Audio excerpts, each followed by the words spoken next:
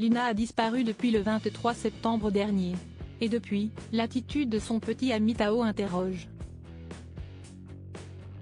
Un journaliste RTL livre une analyse précise. Si est-il le 23 septembre que Lina, 15 ans, a disparu. Si est-il en se rendant à la gare de Saint-Blaise-la-Roche, dans le Bas-Rhin, que la jeune fille de 15 ans s'est volatilisée. Elle devait retrouver son petit ami Tao, 19 ans, à Strasbourg pour le week-end mais n'est jamais montée à bord du train. Depuis, l'enquête suit son cours et pendant un temps, les regards se sont rapidement tournés vers Tao. Le profil du petit ami de Lina est paru comme suspect même s'il a été prouvé depuis, grâce à des images de caméras de surveillance ainsi que le bornage de téléphone, qu'il se trouvait bien à Strasbourg au moment de la disparition de Lina. Mais pourquoi donc le jeune homme venu de Marseille a-t-il à ce point attiré à lui les soupçons? Un épisode du podcast L'heure du crime revient sur cette disparition qui inquiète. L'attitude du petit ami de Lina, pointé du doigt, fait l'objet de quelques explications du journaliste Yannick Collant, correspondant à Strasbourg pour RTL. Il n'a pas celle qu'on attendrait de quelqu'un qui a perdu sa petite amie.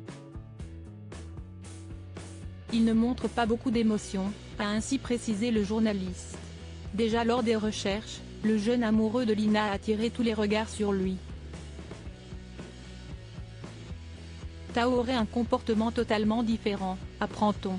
Il est décidé sur le terrain, je l'ai vu participer aux recherches, il va dans les endroits les plus dangereux, les plus acrobatiques, a expliqué le journaliste. Mais, selon ce dernier, il ne montre aucune faille, il ne montre pas d'émotion. Je pense que si est ça qui lui coûte beaucoup dans l'opinion publique, a-t-il fait savoir au sujet du petit ami de Lina si scruté depuis le début de cette triste affaire. Par la suite, Tao a perdu son téléphone, ce qui n'a pas arrangé son cas. Mais le smartphone a finalement été retrouvé par la police, permettant au jeune homme de 19 ans d'être enfin innocenté. Dans ce podcast, Yannick Collant rappelle à quel point Tao se méfie des journalistes. Il ne raconte en effet que très peu de choses. Les seules informations viennent surtout des amis et des collègues de Lina qui ont tenu à préciser qu'elle avait hâte de retrouver son petit ami. Le journaliste entend rappeler que visiblement entre Lina et Tao, il n'y avait aucun problème.